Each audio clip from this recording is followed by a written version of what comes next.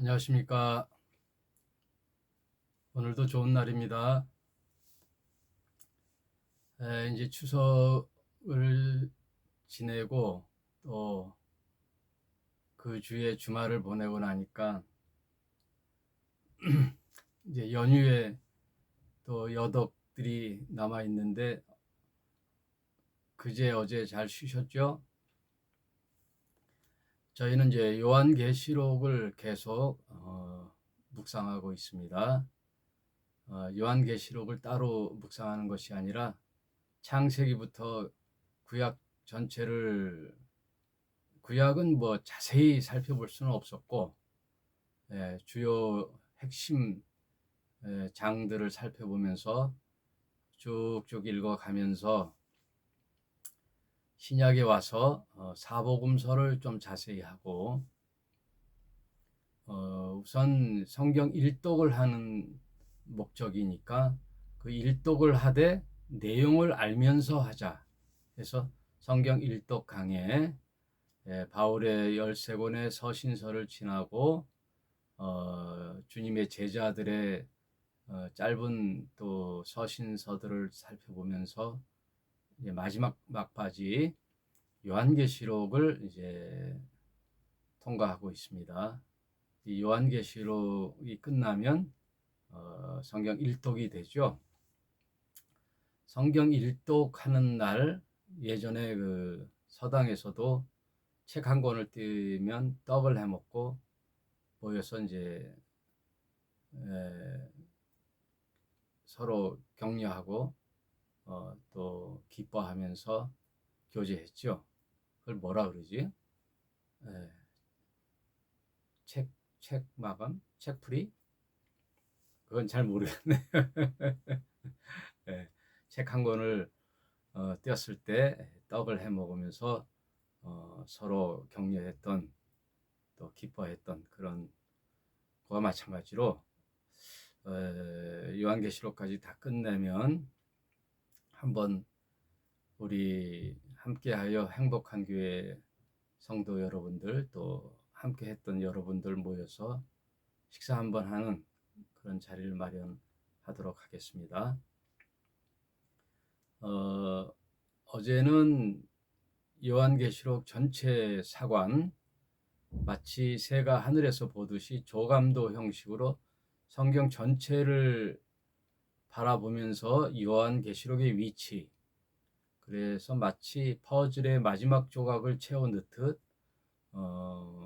요한계시록을 어떻게 볼 것인가 라는 이제 총론을 어제 살펴봤고요.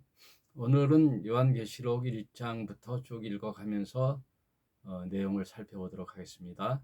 다시 한번 주지하지만 요한계시록 4장까지가 교회 이야기고 5장 3장까지가 교회 이야기고 4장 5장이 하늘의 보좌의 광경이고 6장부터 임봉이 돼 있는 책을 받은 어린 양 예수께서 그 임봉을 뗄 마땅한 분이시잖아요. 오직 어린 양만이 그 임봉을 뗄 분이다. 그래서 하나님으로부터 그 책을 부여받은 예수께서 임봉을 떼는 것부터 이 땅에 심판이 떨어지죠. 그 심판이라는 것은 또 구원이 있죠. 그 구원은 교회가 아니고 이스라엘의 회복이죠. 교회는 휴거로 예수님과 함께 혼인잔치를 하고 이 땅에 있는 유대인과 또 나머지 이방인들에 대한 구원과 심판, 그게 7년 대환란 속에 그게 6장부터 16장 그리고 17장 18장은 사단의 최후의 격렬한 저항, 그러다 무적행위에 붙잡히는 그런 그 사탄의 최후,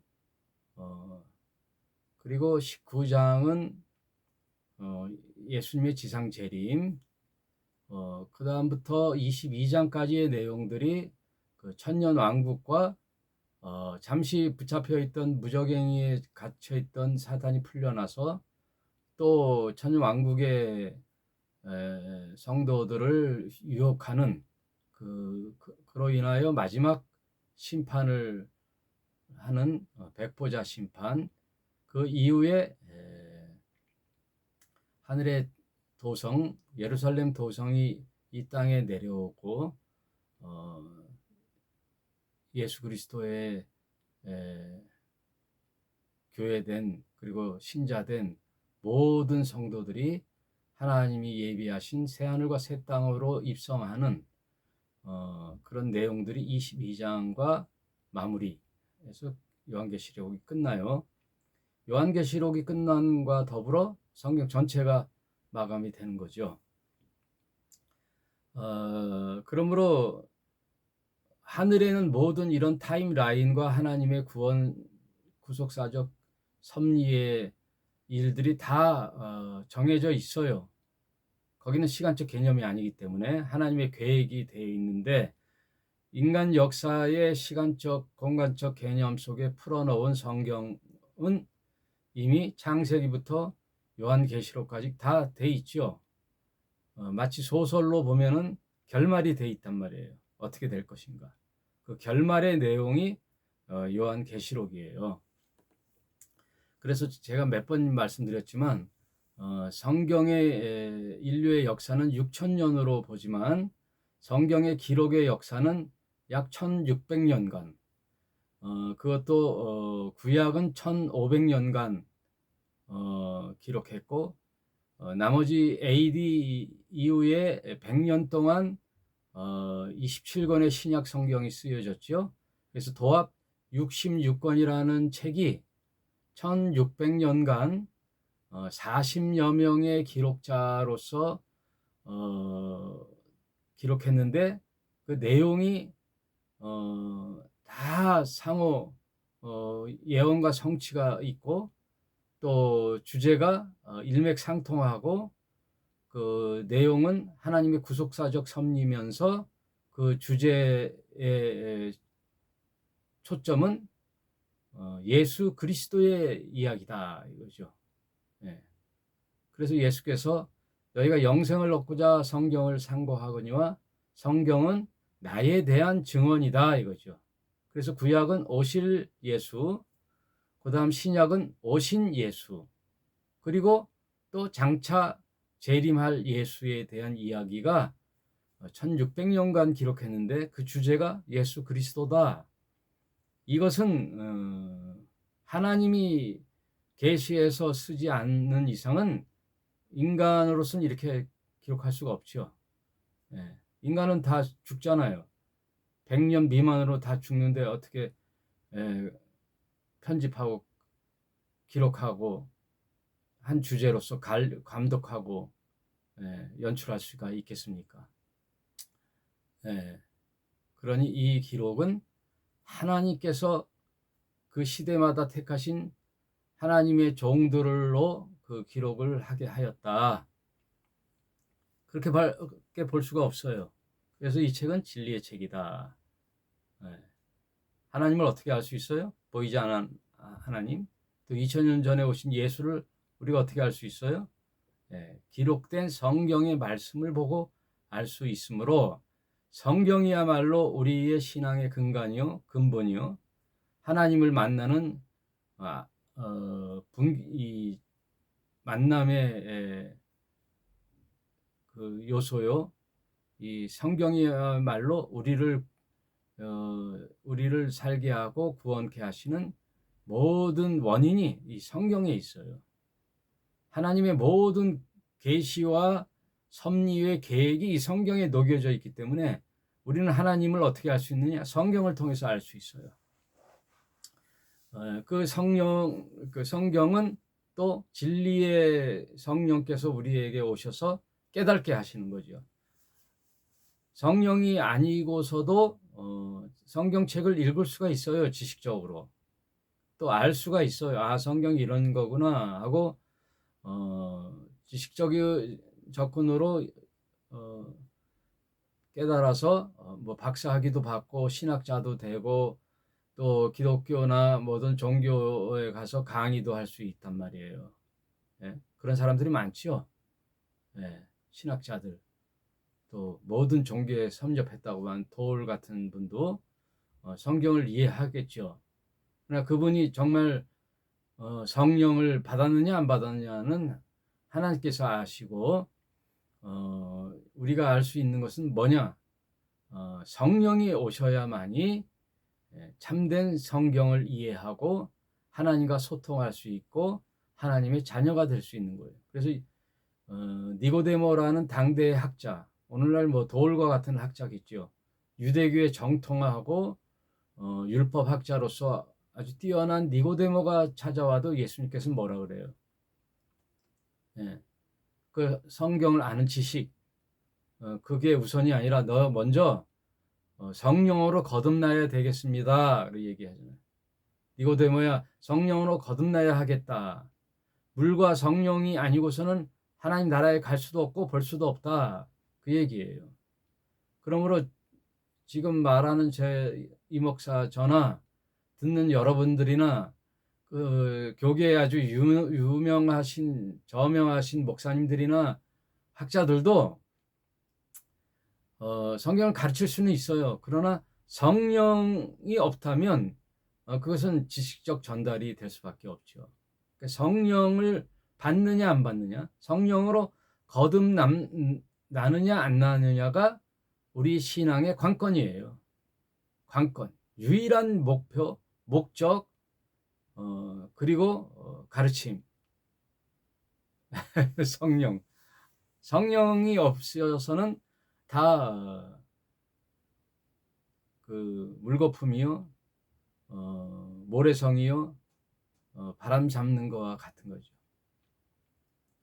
그래서 신앙의 알파와 오메가는 성령을 모시고 성령으로 거듭나야 돼. 그래야 예수님을 바로 알 수가 있어요. 예수님을 바로 알면 또 하나님을 바로 알 수 있어요. 그래서 그 세 분이 하나님의 삼위일체의 하나님이시죠. 여기까지 또 기독교 전체 총론을 했고요. 요한계시록을 한번 읽어가면서 살펴보도록 하겠습니다. 예수 그리스도의 계시라, 이는 하나님이 그에게 주신 반드시 속히 될 일을 그 종들에게 보이시려고 그 천사를 그 종 요한에게 보내어 지시하신 것이라.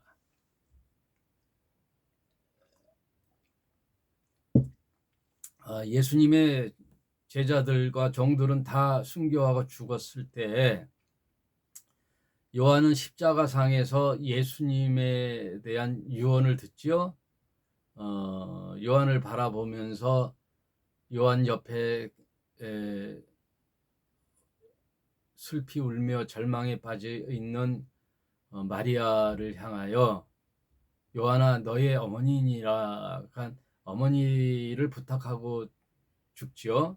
예수님이 마지막까지 그 공생의 인류를 위한 죄를 뒤집어 쓰고 죽는 그 순간마저도 자기 육신의 어머니 마리아를 이제 챙기시죠. 그러면서 요한에게 부탁하고 운명을 하는데, 그래서 요한이 그날로부터 어머니를 봉양하며 마리아가 죽을 때까지 12 제자들은 나름대로 그들의 사역으로 이렇게 초대교회 유명 인사들이 됐는데 요한의 이름은 이제 들리지가 않죠. 그래서 다른 제자들은 다 순교하지만 뒤늦게 이제 요한이 마리아가 죽고 난 후부터 이제 하나님의 종으로서의 예수의 제자로서의 이제 활동을 하는데, 그때는 도미티안 황제의 극심한 기독교 박해의 시기거든요. 그래서 AD 약 90년에서 100년 사이에 요한이 밤못섬이라 하면은 지중해에 있는 작은 돌섬인데 거기가 채석장이 있죠.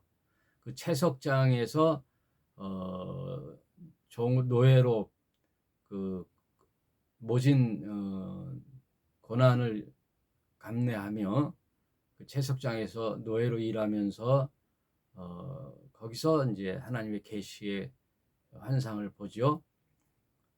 그래서 이제 요한에게 남은 마지막 사명이죠. 예. 다 자기 각각의 하나님의 소명이 있어요. 순교하는 것도 소명이요, 또 살아서 어머니를 봉양하는 것도 소명이요, 나머지 요한계시록을 집필하는 것도 요한의 마지막 소명이란 말이에요. 그래서 1절에 보니까 이리로 올라오라, 이제 종이 요한, 이제 천사를 보내요. 요한에게 지시한 내용이죠. 계시. 요한은 하나님의 말씀과 예수 그리스도의 증거, 곧 자기의 본 것을 다 증거하였느니라. 3절, 이 예언의 말씀을 읽는 자와 듣는 자들과 그 가운데 기록한 것을 지키는 자들이 복이 있나니 때가 가까움이라. 성경은 무슨 책이에요? 복의 책이에요. 복이라 그러면 우리 대한민국 사람들 좋아하잖아요. 그래서 뭐 베개 옆도 복자 쓰고, 장롱 문짝에도 복이 있고, 밥 그릇 뚜껑에도 복자가 써 있고, 숟가락에도 복자 써 있고, 복을 좋아하는데 세상 사람들이 생각하는 그런 복과 성경에서 말하는 복하고는 다르죠. 어떻게 보면 이제 완전히 180도 다르죠. 하나님과 세상과는 다른 점이 뭐예요? 신앙과 세상 사람들이 다른 점은 하나님 참신을 섬기는 자가 신자요, 세상은 우상을 섬기죠. 우상. 그런데 대한민국 기독교에서 우상 개념을 목사님들이 잘 설명하지 못한 것 같아요. 왜냐하면 우상을 제가 젊었을 때만 해도 집안에 인형이 있으면 안 된다, 또 호랑이 같은, 사자 같은, 코끼리 같은 그런 조각품이 집에 있으면 저거 다 없애라, 그런 목자들도 있었죠. 목회자들도 다 우상이라고. 네.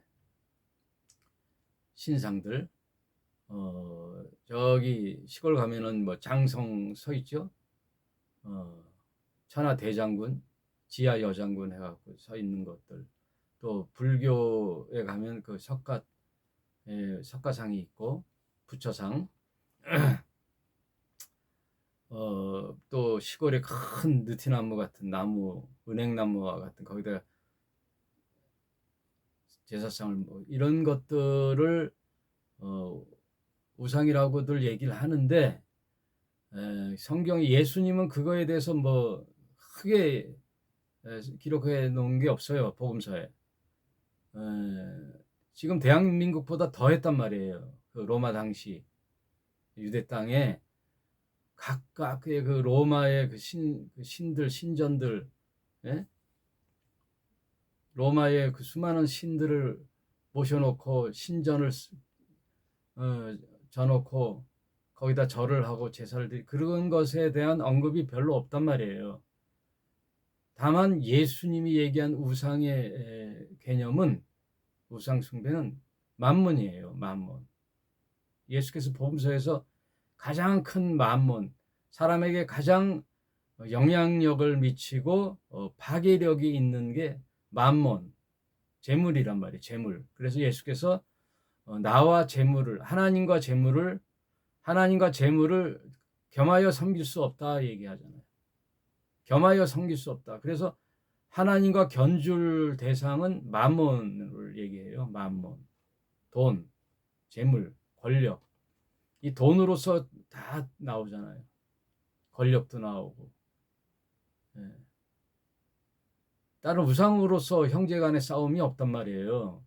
돈 때문에 싸우잖아요.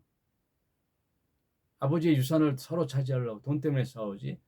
회사에서도 돈 때문에 경쟁을 하고, 또 나라 간에도 이 돈 때문에, 이 돈이 권력이고, 돈이 경쟁력이고 권력이고, 또 그 무기를 사야 되니까 군사력이죠. 돈, 예, 재력, 재물. 이게 가장 큰 우상이란 말이에요.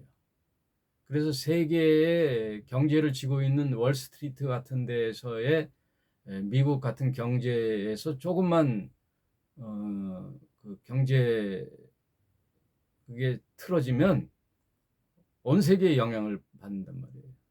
예. 조작을 하고 주가 조작을 하면요, 대한민국의 수많은 그 주식들 또 기업들이 와르르 무너진단 말이에요. 그것 때문에 서로 죽고 죽이고 실업자가 되고, 예? 죽음에까지 몰고, 이게 온통 마몬이란 말이에요. 물질 숭배 사상, 이게 우상이란 말이에요.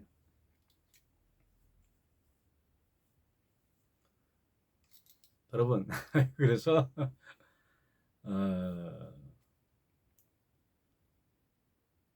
세상 하면은 만몬을 떠올려야 돼요. 세상. 모든 가치의 최고 윗자리에 돈의 권력이 있단 말이에요. 재물, 만몬.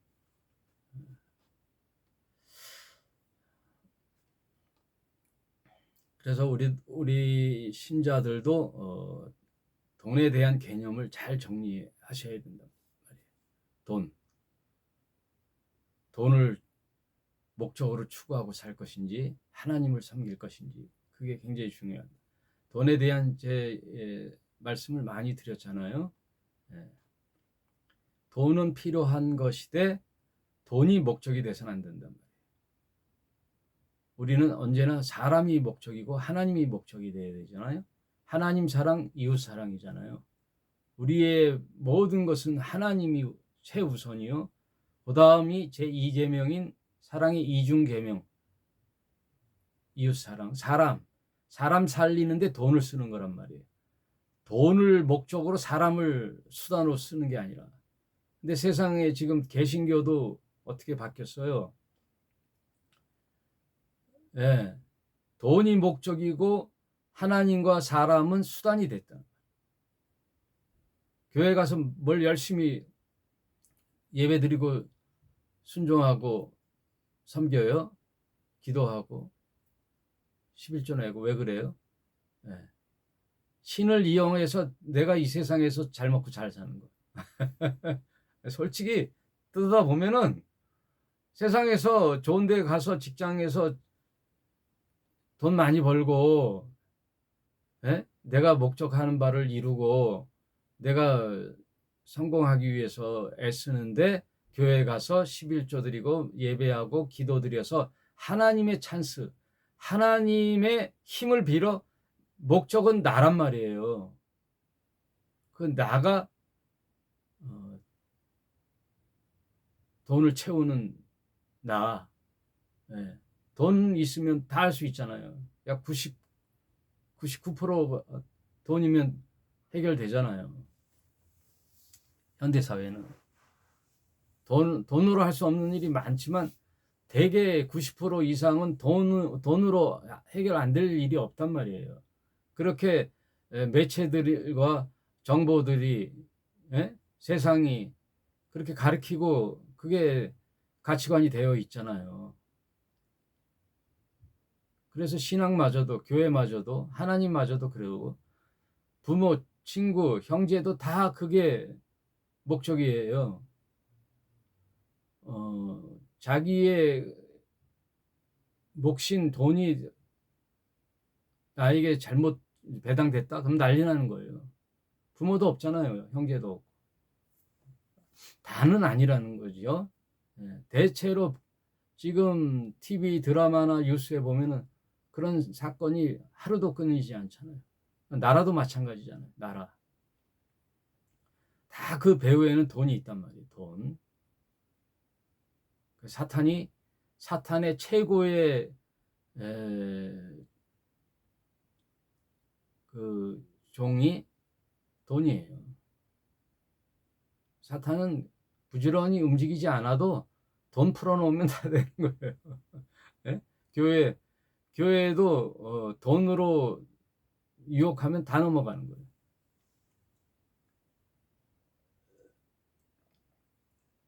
그래서 이제 제가 신학교에서 배울 때 항상 목회자는 세 가지를 조심하라.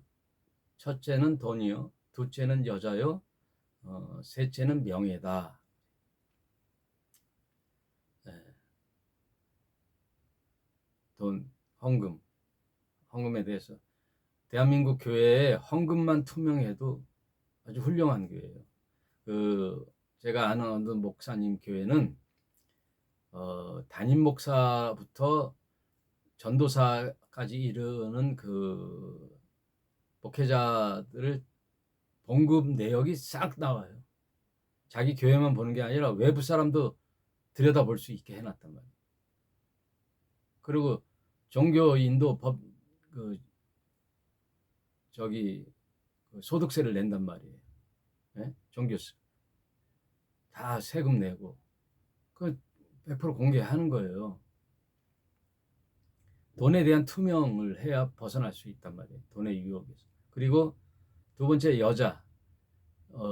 교회는 신도가 3분의 2 혹은 7, 80%가 여성 신도인데 그 중에 신실한 분도 있지만 아닌 사람도 있잖아요. 하다못해 꽃뱀도 접근할 수 있단 말이에요. 유명 목회자들이나 이런데 상담하자 그러고 기도 받는다 그러고 기도해달라 그러고 성경 공부 가르쳐달라 그러고 그러다 보면은 조금씩 이제 넘어간단 말이에요. 그래서 중대형 교회 목회자들이 얼마나 여자 문제로 넘어진 자가 수없이 많잖아요. 어디 갔다가 동행해야 할 때는 또 차에 태워야 되잖아요. 그래서 절대 그 쌀쌀 맞고 좀 냉정하다고 할 정도로 차를 절대 둘이 동승 못하게 이제 신학교에서 가르쳐요. 그렇게 선배들이 얘기를 한단 말이에요. 여자는 절대 둘이 못 가고 항상 사모님하고 동행해야 되고 대체로 상담은 안 하고 상담을 하더라도 꼭 제3자를 끼고 공개적인 장소에서 하고 신방할 때 조심하고 이런 것들이 왜 스스로 여자에 관해서 이렇게 미리 예방을 하는 거죠. 그 다음 명예가 뭐냐면 명예도 엄청나요. 목회자들은 연수가 차고 선배가 되고 교회 부흥이 되고 뭐 이렇게 숫자가 많고 하면요 대접받으려고 그래요. 그래서 총회나 교단에 가면 그 자기의 마땅한 자리에 이렇게 배정을 안 했다 난리 나죠. 무시했다고 누가 이렇게 했냐고 하면서 그 권위와 명예가 하늘을 찔러요. 하늘을 찔러. 네? 목사가 계속 연수가 다 갈수록 겸손하고 참 남을 배려하면서 후배도 사랑하고 이렇게 해야 되는데 아주 선배 대접 받으려고 그러고요. 아주 크게 아주 극명하게 나타나는 게 교계예요. 교계 목사. 뭐 연예인들 보면 코미디의 선후배가 엄청나다 하대요. 근데 목회자의 이 선후배 관계 명예 이거는 가히 엄청납니다. 별 얘기 다 하네. 이제 복에 대한 얘기예요. 복. 성경에서 얘기하는 복은 하나님이 함께하는 복이죠. 하나님과 함께 하는 복. 어디에 가든 하나님이 함께하고 그것은 항상 하나님 말씀을 마음속에 두고 매일 그 하나님 말씀으로 순종하며 사는 그 자가 복 있는 자죠. 그래서 시편 1편도 여호와의 말씀을 주야로 묵상하는 자 그가 복이 있다 그러죠. 여기도 이 계시록의 말씀을 읽는 자와 듣는 자들과 그 가운데 행하는 자들이 복이 있다, 그 얘기예요. 산상수훈에서도 복을 얘기하잖아요. 산상수훈 복을 면밀히 살펴보세요. 세상 복하고 180도 틀리잖아요. 완전 반대죠. 완전 반대.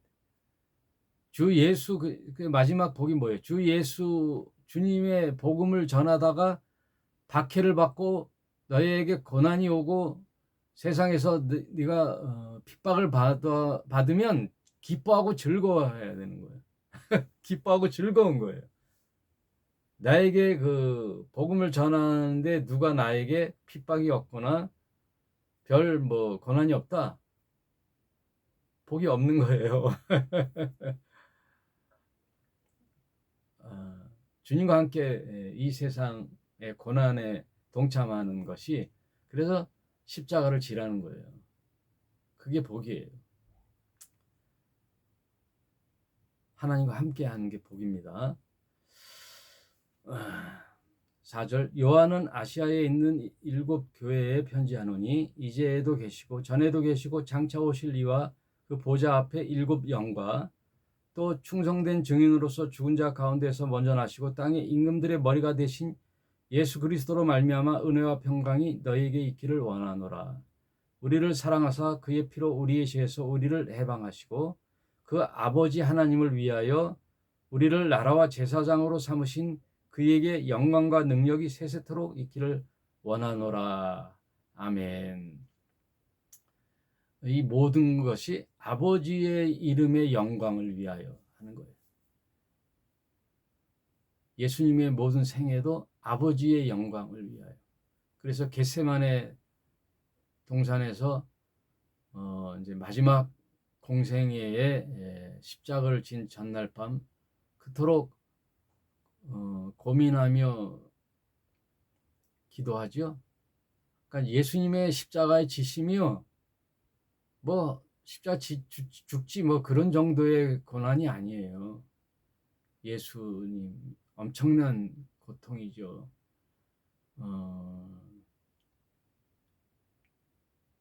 보통 사람들이 내가 잘못해서 진 죄라면 죽어 마땅하잖아요. 근데 죄가 없으신, 그것도 일반 우리 인간이 아니고 창조주이신 하나님이 이 땅에 인간으로 오신 것도 어마어마한 사건인데, 참 이 세상에 가장 낮은 자의 모습으로 사셨던 주님이 많은 자, 소외되고 고통받는 자의 친구가 되셨다가 마지막에 또 십자가에 실오라기 하나 거치지 않고, 영화나 이렇게 그림을 보면은 십자가상의 예수가 중요 부분에 이렇게 천을 가리듯이 이렇게 있는데 사실은 완전히 나체죠. 알몸으로 그 치욕을 받으면서 거반 죽게 될 채찍으로 맞고, 그 채찍은 막 살점이 떨어지는 채찍이죠. 피를 많이 흘리시고 그 머리에 가시면류관을 짓눌렸을 때, 그리고 로마 병정의 가르침을 얼굴에 받는 수욕을 당할 때 그 고통은 일반인이 받는 것도 고통인데 강도들이 받는 것도 비참한데 하나님의 아들이 받는다는 것은 굉장한 수치죠.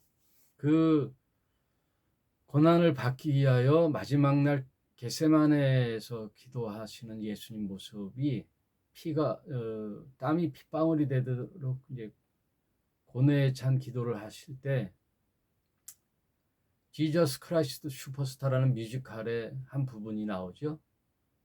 겟세마네 그 노래, 그 흔들리는 마음, 그 갈등, 하나님이신 예수님이 인간 예수와의 그 교차적인 갈등, 고민, 그리고 이 죽는 거 맞습니까? 내가 죽어서 뭘 얻으시려고 그러는지, 하나님 아버지와의 독백 그런 것들이 그 노래에 나오죠. 한번 그 노래를 한번 들어보세요. 겟세마네. 그런 고민과 갈등 속에서 결국 예수께서 하신 결정은 뭐예요? 아버지여 나의 원대로 마옵시고 아버지의 원대로 하소서, 죽이소서, 죽겠습니다. 결정을 하는데 빨리, 내가 다시 이걸 철회하기 전에 빨리 죽게 하소서. 그게 그 겟세마네 노래를 들을 때마다 가슴이 찡하지요. 특히 그 뮤지컬 배우 최대철이라는 배우가 부를 때 감동을 많이 받았고, 또 마이클 리인가 그 뮤지컬 배우, 여러분 유튜브에 보면은 겟세마네라는 그 뮤지컬 노래를 한번 들어보십시오. 그런 예수께서 하나님의 이름을 위하여, 하나님을 위하여 저와 여러분을 그 나라의 백성과 제사장으로 삼으셨단 말이에요. 예수님의 십자가의 죽으심으로 우리는 하나님의 자녀가 됐잖아요. 그 은혜와 사랑이 예수 그리스도의 죽으심으로 이루어졌기 때문에 이 예수님에게 영광과 능력이 세세토록 있기를 원하노라 하고 이제 서론을 마치고요. 이제 7절부터 이제 본격적으로 요한계시록의 실상이 나타나는데, 볼지어다 구름 타고 오시리라 하거든요. 여러분 구름 타고 오시리라 하면 뭐가 연상돼요? 사도행전에 500명이라는 그 따르는 자들 앞에 예수께서 호련히 하늘로 승천하는, 구름 타고 승천하는 모습을 목격하지요. 사도행전 1장에 나오잖아요. 그럴 때 하늘에서 구름 사이로 두 증인이 나와 갈릴리 사람들이여 너희들이 보는 이 예수는 너희가 본 그대로 다시 오시리라 라는 음성이 1장에 나와요. 그거에 대한 병행 구절이란 말이에요, 이것이. 그래서 재림 예수님이 뭘 타고 오시느냐? 구름 타고 오시리라. 이게 구름이라는 것은 지금 저 수증기가 뭉쳐있는 저 구름이라는 게 아니라 유대교의 이 수거예요, 수거. 구름 타고, 그러니까 구약에 나오는 다니엘서에도 보면 흰 수염을 하고 흰 도포를 입고 구름을 타고, 이거는 신적 임재의 표현이에요. 신의 임재의 상징적인 표현이란 말이에요. 손오공이 아니라 구름 타고 쌩쌩 다니는 게 아니라 구름 타고 오시리라. 각인의 눈이 그를 보겠고 그를 찌른 자도 볼 터이요. 그 찌른 자들이 뭐예요? 로마 병정들과 그 당시 대제사장 그룹인 유대인들이죠. 그를 찌른 자들도 볼 터이요. 땅에 있는 모든 족속이 그를 인하여 애곡하리니 그러하리라. 이 세상에 십자가에 달린 예수님을 나의 주님으로 인정한 사람 외에는 모든 족속이 그것을 본단 말이에요. 이게 제가 얘기한 교회는 환난을 통과하지 않고 환난 전에 휴거하여 예수님과 공중에서 만나서 혼인잔치를 한다는 얘기가 그 얘기예요. 구름 타고 이 땅에 오실 요한계시록 19장에 있는 재림 예수의 모습은 예수님과 그때 신부인 교회가 함께 오지 이 땅에서 예수님을 보는 게 아니란 말이에요. 왜냐하면 모든 족속이 그를 보고, 찌른 자도 보고 각인이 보고 땅에 있는 모든 족속이 애곡한다 그러죠. 통곡하고 두려워하고 운단 말이에요. 두려워서.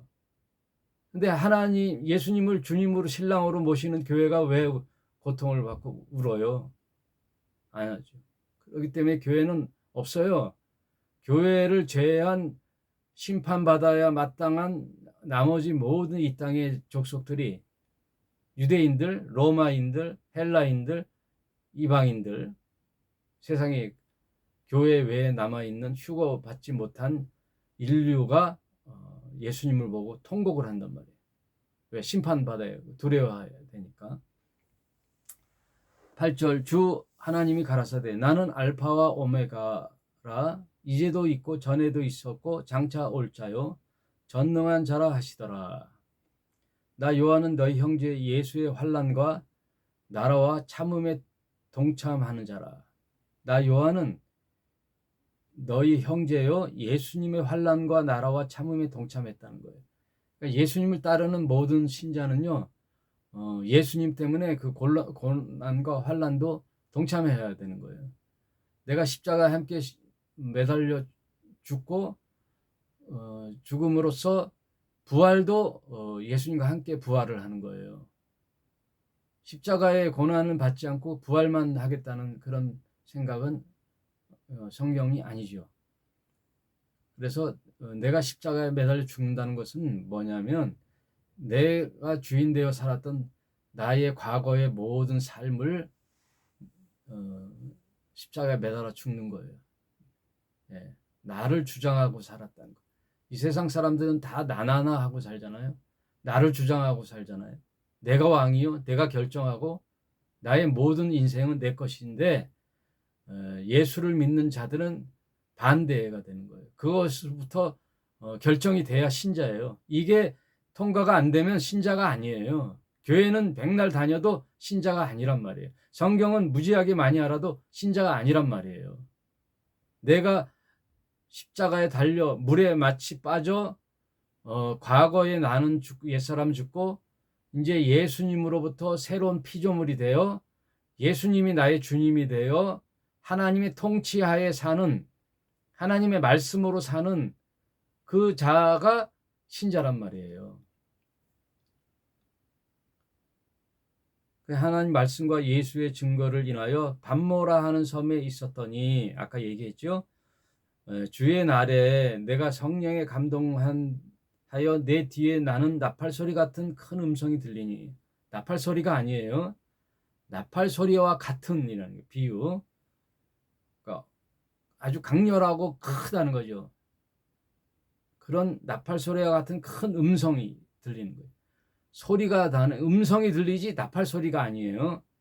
지금 계시록에 보면 다 뭐와 같고 그런 게 많이 나오는데 그걸 비유로 잘 이해하셔야 돼요. 천둥과 같은 소리라면 큰 소리가 났다는 뜻이죠. 네. 무슨 뭐뭐와 같은 형용사 비유는 목적어가 따로 있잖아요. 네. 불의 혀와 같이라면 하늘에서 불이 떨어졌다는 게 아니죠. 예.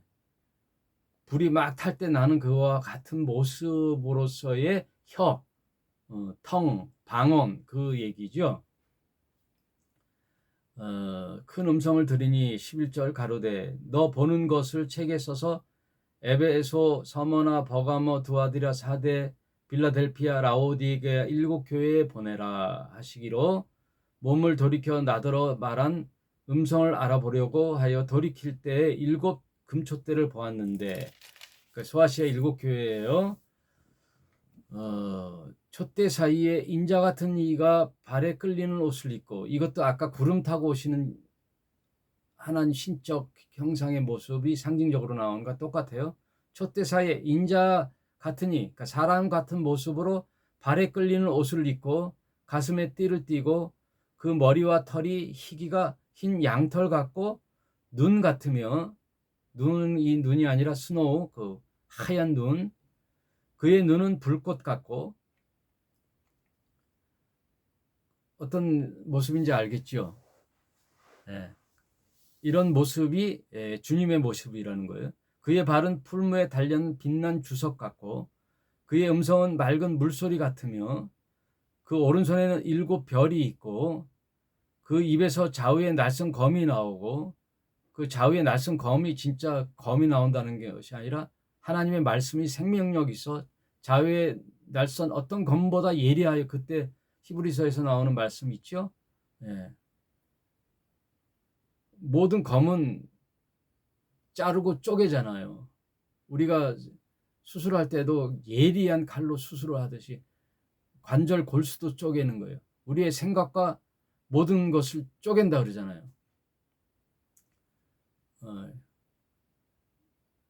그렇게 주님의 말씀이 우리에게 큰 영향을 주고 날카롭다는 거죠. 날선 검이 나오고 그 얼굴은 해가 힘있게 비치는 것 같더라. 태양빛을 정면으로 보기 힘들잖아요. 그 태양빛이 밝은 거니까 밝게 이제 그동안 비유로 쭉 얘기한 모습을 떠올려 보세요. 그게 하나님의 신적 임재의 모습이죠. 이 그림 언어를 가지고 하나님의 임재, 거룩하신 하나님의 임재의 상황을 묘사하는 거예요. 이게 그림 언어예요. 내가 볼 때 그 발 앞에 엎드려 죽은 자와 같이 되매 그가 오른손을 내게 얹고 가라사대 요한아 하죠. 이제 두려워 말라. 나는 처음이요 나중이니 곧 산자라. 내가 전에 죽었었노라. 볼지어다 이제 세상 살아있어 사망과 음부의 열쇠를 가졌노니 예수께서 십자가에 달려 죽고 부활하여서 이제 사망의 권세, 지옥의 권세, 음부의 권세를 이제 주님이 손이 이제 하나님으로부터 부여받은 거란 말이에요. 하늘과 땅의 모든 권세를 아버지가 아들 예수께 줬단 말이에요. 그래서 아버지의 미션인 십자가에 달려 죽고 부활함으로써 그 사망 권세와 음부의 권세를 쥐고 계시는 분이에요. 예수님이 손에 달린 거예요. 그러므로 네 본 것과 이제 있는 일과 장차 있는 일에 대하여 기록하라. 짧은 요절 하나이지만 네가 본 것은 뭐예요? 과거의 모든 상황들을 봤잖아요. 과거에 요한이 구약 때부터 조상에 이르는 구약 성경을 통해서 다 보았잖아요. 알고 있잖아요. 그리고 예수님이 오셔서 공생애를 지나고 십자가에 달려 죽으시고 사흘 만에 부활하시고 승천하시고 초대교회에 임한 오순절의 성령의 강림 이런 것들을 다 봤잖아요. 이런 모습들을 본 것과 또 이제 있는 일과 그래서 그 제자들이 순교하면서 초대교회에 복음을 증거하는 모습 그래서 소아시아 7교회에 박해받는 소아시아 7교회에다 희망과 격려를 해주는 위로를 해주는 메시지를 지금 있는 일과 지금 초대교회 7교회에 있는 일과 또 장차 일어난 일, 장차 될 일을 하나님이 이제 가르쳐 줄 텐데 장차는 뭐예요? 미래잖아요. 미래에 있을 유대인의 회복과 심판, 신련 대환란, 사탄의 종말, 그리고 예수님의 재림, 이 땅의 천년왕국의 통치, 또 백보자 심판과 영원한 불못에서 빠져 죽는 그 사탄의 무리들과 거짓 선지자들, 그리고 하늘의 새 예루살렘 도성이 이 땅에 내려와서 모든 신자를 그곳에 태워 새하늘과 새 땅으로 입성하는 모든 이런 기록들을 마치 계시록의 22장의 기록을 하늘에서 다 본 거란 말이에요. 그러니까 과거와 현재와 미래의 모든 것들을 기록하라 이거예요. 20절 내 본 것은 내 오른손에 7별의 비밀과 7별은요 교회예요. 소아시아 7교회는 또 뭐예요? 장차 있을 개신교 그 프로테스탄트와 더불어 교회라는 교회 시대에 2000년 동안 있었던 교회들의 표상이 소아시아 7교회에 다 녹여 있다 그랬잖아요. 그 비밀과 7촛대와 7별, 7별은 그 교회에서 행하는 이제 주님의 종들이죠. 또 성령이기도 하고요. 성령, 그러니까 참 선지자는 뭐예요? 성령을 통한 참 선지자죠. 7교회와 사자요 7촛대는 7교회니라. 그러니까 7별은 7교회의 사자요. 거기서 하나님의 말씀을 전하는 메신저요. 또 7촛대는 7교회니라 나오잖아요. 그러니까 성경이 성경을 바로 해석해 주고 있네요. 이것을 요한이 그림의 환상을 보고 이제 기록하는 거예요.